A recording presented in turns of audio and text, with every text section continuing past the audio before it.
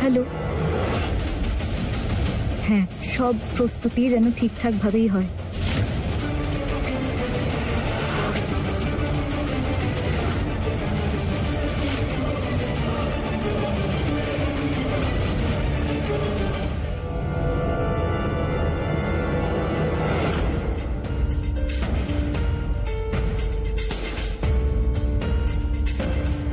কখন কিভাবে কি করতে হবে আমি সব বলে দেব, কোনো গন্ডগোল যেন না হয়।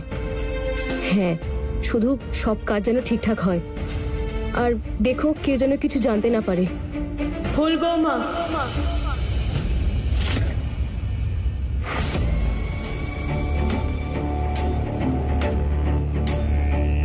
এখানে কোনায় দাঁড়িয়ে কি করছো? কই কিছু না, কিছু না। তাহলে কি দেওয়ালের পাশে দাঁড়িয়ে নিজের উচ্চতা মাপছিলে? কিছু তো আছে।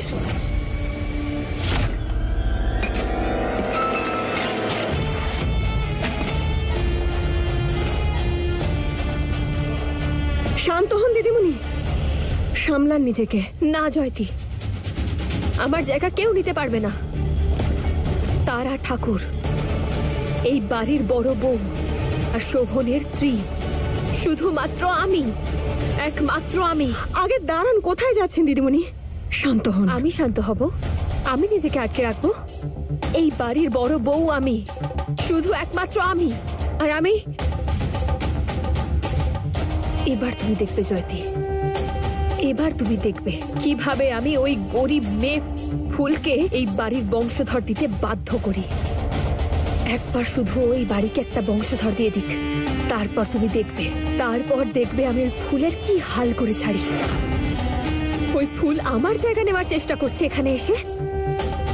এবার দেখবে এই বাড়িটাকে ওর জন্য এমন নরক বানিয়ে ফেলবো আমি, যে ও আর স্বপ্নেও ভাবতে পারবে না এখানে থাকার কথা। আমার শোভনের মনে ও নিজের জায়গা করে নিতে চাইছে। এবার আমি বলবো ওকে ওর আসল জায়গা কোথায়। আমার ঠিক পায়ের তলায়। ও এটারই যোগ্য।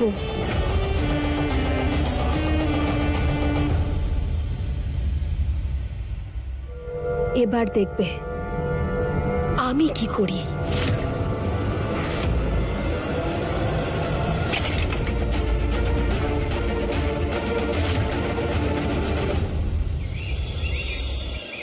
এই দেখুন কি শাড়ি, কি দারুণ রং। সারা দেশ জুড়ে এই শাড়ির ভীষণ চাহিদা। খুব ভালো লাগবে আপনাকে দেখতে।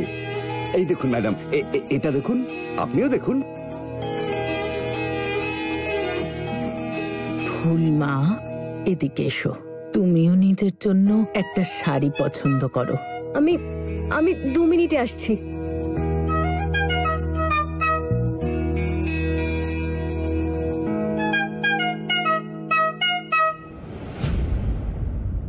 কি করছো তুমি বৌমা? এখানে আমরা নতুন শাড়ি কিনছি, পুরনো শাড়ি ওনাকে দান করছি। হ্যাঁ, ওই আমি আসলে